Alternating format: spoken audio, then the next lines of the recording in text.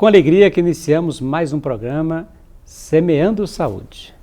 E o nosso programa hoje vai se falar sobre AME, Atrofia Muscular Espinhal.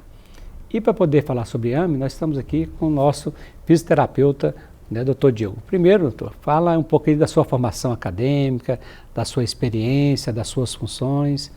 Fica à vontade aí. Olá, pessoal. Bom, então eu sou fisioterapeuta há 16 anos, trabalho com doenças neuromusculares, doenças raras no geral, mas o foco, na maioria das vezes, sempre foi a doença neuromuscular. Trabalhei em um centro de referência em Goiânia, no CRE, no ambulatório de doença neuromuscular, e foi lá que eu tive o maior contato com esse grupo de pacientes, vamos dizer assim, né? Então, vamos dizer que foi um amor à primeira vista no tratamento, no acompanhamento com crianças, com adultos, com esses pacientes no geral. E isso me engajou a buscar cada vez mais conhecimento, a tentar criar um grupo de estudo aqui no estado, principalmente na área genética e na reabilitação, que é o meu forte, minha profissão. Doutor Diogo, fala para mim um pouco, assim, para o pessoal entender melhor, sobre a AME, que é a abreviação de atrofia muscular espinhal. Elas têm vários tipos diferentes, e como que funciona a fisiopatologia dessa doença que ela causa um acometimento muitas das vezes letal para as crianças. Bom, a AME ela é uma doença de origem genética e é acometida uma proteína que é a proteína de sobrevivência do neurônio motor, a SMN. E quando existe uma deleção, uma alteração dessa proteína, é que é dado o tipo da AME. Dentro do aspecto AME, existe a tipo 1, 2, 3 e 4. Conforme o número de cópias que vem no exame genético, que é um dos exames usado, é o principal exame utilizado para poder fechar o diagnóstico da doença, é observado ali nesse exame o número de cópias do SMN 1 e 2, e daí é dado então a classificação, se é AME tipo 1, que é a mais grave, a tipo 2, a tipo 3, que é o intermediário, e a tipo 4, que já é tem os efeitos menos agressivo, vamos dizer assim, na fisiopatologia da doença, no geral. É muito importante que você possa entender, amigo telespectador, que a AME, que ela é atrofia muscular espinhal, ou seja, eu falo que nesse diagnóstico, nessa importância, que o que nós discutimos hoje, que o tempo é fundamental, porque quando você descobre, quando não tem essa substância, essa proteína, que ela é essencial para a sobrevivência do neurônio, o neurônio se degenera, aí ele não manda a ordem para os músculos voluntários, aí com o tempo, a criança ou na fase adulta, ele vai perdendo os movimentos e isso leva a graves complicações, desde a falta de locomoção até mesmo a problemas respiratórios graves e muitos culminando com a morte. Então, o diagnóstico precoce ele é fundamental porque hoje já existem tratamentos. E há poucos dias, vamos dizer assim, o Ministério da Saúde ele colocou à disposição da comunidade gratuitamente um medicamento que custa aproximadamente mais de 7 milhões, ou seja, hoje está disponível esse medicamento que é o Zolgensma, para poder gratuitamente atender. Mas para isso nós temos que trabalhar para o diagnóstico precoce. Agora, esse diagnóstico precoce, ele é feito com um exame que é conhecido como teste do pezinho ampliado. Ou seja, em Goiás, nós temos aí 7 doenças raras que são diagnosticadas pelo teste do pezinho, que é feito pela PAI, eu falo que é aquela gotinha que salva vidas, que quando o bebê nasce, logo nos primeiros dias é feito o teste do pezinho.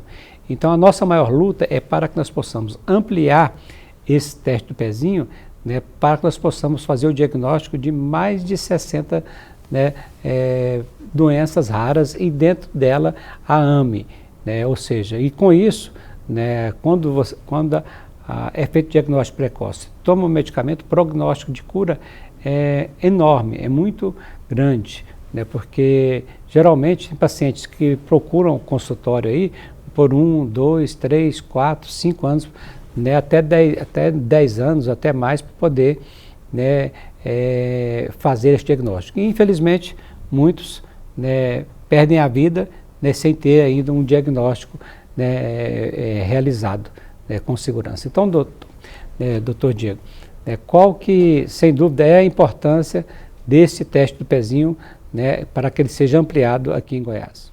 Uma vez que é implementado, então, esse teste do pezinho ampliado, o paciente nasceu, faz ali o exame, colhe o sangue e vão observar quais mutações genéticas que são, que está dentro desse grupo de doenças que será analisada. E nós devemos lembrar da importância, então, de fazer esse teste genético, aliás, esse teste do pezinho, né? Porque quanto mais cedo o paciente é diagnosticado, não importa aí qual é o diagnóstico que venha, mais cedo é diagnosticado, mais cedo ele entra em um tratamento, um possível tratamento medicamentoso, e com isso ele é encaminhado também para a equipe multidisciplinar, para fazer a reabilitação e outros profissionais de saúde. E isso evita que o paciente, ao longo aí dos anos que ele vá desenvolvendo a doença, que ele tenha deformidades, outras complicações de saúde que advêm, então, do diagnóstico principal, aqui no caso falando da AME. Então, como o Dr. George ele falou inicialmente, o neurônio motor, né, ele passa a ter essa alteração e vai entrando em degeneração. Com isso, o músculo ele vai atrofiando, porque ele não recebe mais impulso para que tenha contração muscular, não recebe mais a informação através do neurônio para que haja as movimentações, as contrações, né? E o paciente vai atrofiando. E com a atrofia, vem as outras complicações do ponto de vista muscular, ósseo-muscular, que são as deformidades, os encurtamentos musculares, a rigidez muscular. Isso também afeta a parte respiratória, principalmente, que é a grande causa de morte, de óbito dos pacientes com diagnóstico de AME, porque ele passa a ter um quadro onde ele não consegue respirar mais sozinho, isso falando da AME tipo 1, que é o tipo mais grave. O paciente fica com dificuldade respiratória, então daí a importância de ser diagnosticado de forma precoce e também entrar em um tratamento medicamentoso de forma precoce, para que a gente consiga tentar reverter essa situação, evitando o máximo possível dos efeitos deletérios, indicando a ventilação não invasiva e encaminhando o paciente para fazer esse acompanhamento da reabilitação, e não só aqui da fisioterapia, mas o acompanhamento da terapia ocupacional, da nutricionista, que é muito importante, a psicologia para poder gerenciar esse quadro familiar, né, dos pais, o próprio paciente, e poder realmente colocar o paciente numa situação mais confortável diante do quadro em que ele se apresenta nesse momento. Doutor Diogo, hoje, né, na rede particular, se o paciente teve o seu bebê, e quiser fazer, né, o exame, ele consegue fazer isso na rede particular. Consegue. Na rede pública ainda não consegue. Isso. Agora vamos partir para a sua área, fisioterapia, né, ou seja, o resultado da fisioterapia, quando se usa o medicamento, é Agora, quando não usa o medicamento, né, inevitavelmente a evolução é muito mais grave e a fisioterapia ela funciona muitas das vezes só de forma paliativa, porque um dos neurônios que já se degeneraram, que já morreram, esses, né, é irreversível, não volta mais atrás. Né? Qual que é a importância da fisioterapia nesses pacientes com atrofia muscular espinhal? Isso. Nós temos hoje, só rapidamente, temos 3 medicamentos, né, disponíveis hoje no SUS para os pacientes com AME, tanto tipo 1, tipo 2, tipo 3, que os pacientes conseguem, né?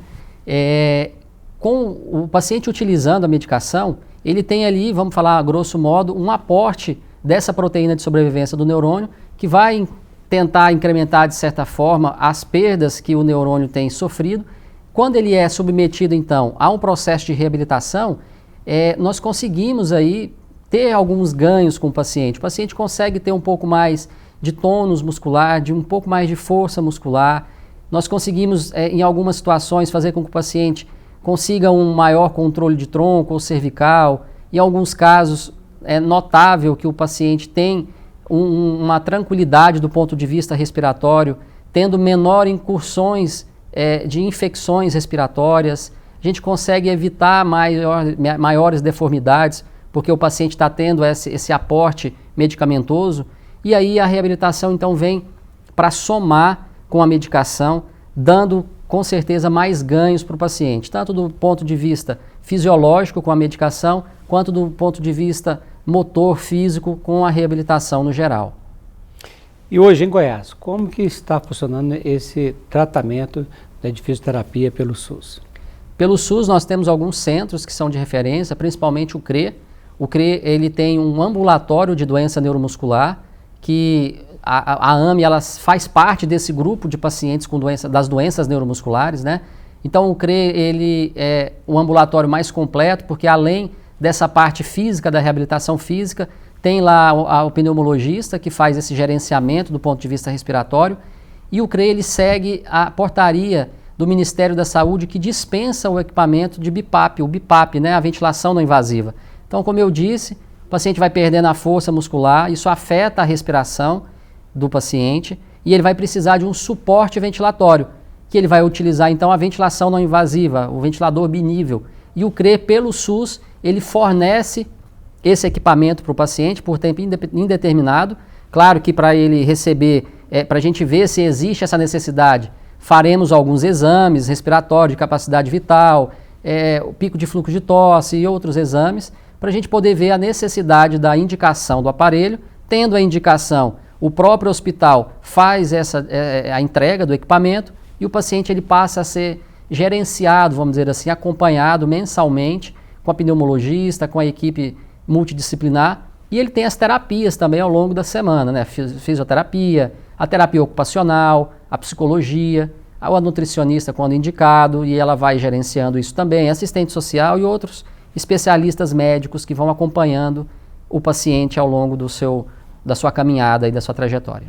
Olha, a importância do diagnóstico precoce é incrível, mas vamos colocar, hoje em Goiás não se faz a pesquisa para ver se o recém-nascido tem AME. Realidade, ponto. Ou seja, quais são os sinais de alerta, né, que uma mãe, né, que tem um recém-nascido, né, ela tem que estar atenta para poder pensar na possibilidade, né, de um diagnóstico de AME. Bom, falando também de novo aqui, a grosso modo, né, para o pessoal aí de casa que está nos assistindo entender melhor, é aquele paciente que é bem flácido, bem hipotônicozinho, bem molinho, vamos dizer assim, que não segura, que não está conseguindo ganhar os marcos motores, né, que é engatinhar, ficar sentado, de 4 apoios, segurar o tronco quando a gente coloca sentado, não é aquele bebê durinho, é um bebezinho mais mole. E aí, isso vai, no caso da AME 1, já é bem cedo os sintomas que vão aparecendo mais grave, principalmente a respiratória, até os 6 meses de idade, esse paciente começa a ter esses sintomas respiratórios, essa hipotonia, que é essa flacidez, essa fraqueza mais notável. Quando é tipo 2 e tipo 3, é aquela criança ali que já começa a ter quedas, de repente ele começa a cair, é um paciente também um pouquinho mais fraco, não consegue alcançar os marcos motores aí que é normal do paciente a partir de 1 ano de idade, 1 ano e 4 meses, 1 ano e 2 meses. Então isso chama a atenção e a família tem que procurar um médico, né, principalmente um médico especialista na área. São poucos, mas a gente precisa caminhar para esses especialistas para que o diagnóstico seja feito de forma mais precoce, que o paciente consiga as medicações, que é muito importante. Quanto mais cedo o diagnóstico e mais cedo entrar no tratamento medicamentoso, menos efeitos físicos e motores esse paciente vai ter, que são as sequelas que a gente chama. Doutor Diogo, quando se fala de AME, né, a gente sabe que é uma doença que tem vários tipos e que a forma mais grave é a tipo 1, né, correto? E na tipo 1, né, geralmente, quanto tempo, né, que o bebê, né, que o recém-nascido, que ele leva para poder chegar assim no estágio, né, grave? Então, alguns casos já na tipo 1, puramente falando, porque agora sabe-se que tem a tipo 0, que é lá intrafetal, o paciente já vê que tem uma hipotonia mais acentuada. Esse paciente, ele, quando nasce com vida ali, já tem que ser entubado imediatamente, já precisa desse suporte ventilatório mais agressivo. Mas o tipo 1, puramente falando, existe casos que até os 3 meses o paciente já apresenta os sintomas mais sérios, vamos dizer assim, principalmente do ponto de vista respiratório. É aquele paciente que tem uma frequência respiratória muito alta, né? O paciente respira de forma mais rápida, acelerado, e a gente vê que ele faz um esforço para poder respirar, cansadinho, sempre cansadinho, as extremidades dos dedos, lábios ficam mais cianóticos, né? Mais roxinho, e isso é um sinal de que o paciente está tendo um sofrimento respiratório. E o que eu falei mesmo, a parte de tônus, a musculatura muito mais hipotônica, mais flácida, mais enfraquecida. Fica aí, né, esses alertas, né, para que você, mãe, fique sempre atenta, né, principalmente com o seu bebê. Né, e também, né, nos outros tipos, acometem, né, em fases mais tardias da vida, ou seja, tem casos que descobre já tardiamente, já até na fase adulta. Isso. São casos mais simples. E quanto mais rápido feito o diagnóstico, iniciar o tratamento, melhor o prognóstico desses casos. Para nós é um prazer estarmos aqui discutindo esse fato importante. Nós vamos entrar aqui, né, como deputado na Assembleia Legislativa. Nós temos várias leis, né, que buscam a conscientização, né, sobre a AME, né, criando a Semana de Prevenção e Combate, né, à AME, né, que é a atrofia da muscular espinhal. Né. Nós temos aí vários projetos de lei com relação especificamente à AME, né, mas a nossa maior luta, sem dúvida, vai ser aí, né, para que nós possamos, o mais rápido possível, né, ampliar a realização do teste pezinho, porque hoje nós já temos, através do Ministério da Saúde, esse medicamento disponível gratuitamente, um medicamento que custa mais de 7 milhões para, né, os pacientes que foram feitos esse diagnóstico precoce. Então, cabe a nós hoje, né, lutarmos para que todas as crianças tenham direito, né, à vida, e direito à vida é fazer, né, esse teste para você poder saber se ela tem ou não AME, porque cada dia, né, é importante, né, porque a cada dia ela perde neurônios, né, e ela vai morrendo aos pouquinhos. E é aquilo que eu digo, a vida não tem preço, principalmente se for um filho nosso ou um neto nosso, se for alguém da família que nós amamos. Então, que nós possamos cada vez mais nos conscientizarmos da importância, né, de que todos nós lutarmos para sensibilizar os nossos governantes, os nossos deputados, para que todos possam engajar, né, com nós nessa luta pela ampliação, né, do teste do pezinho e assim fazer o diagnóstico precoce da AME.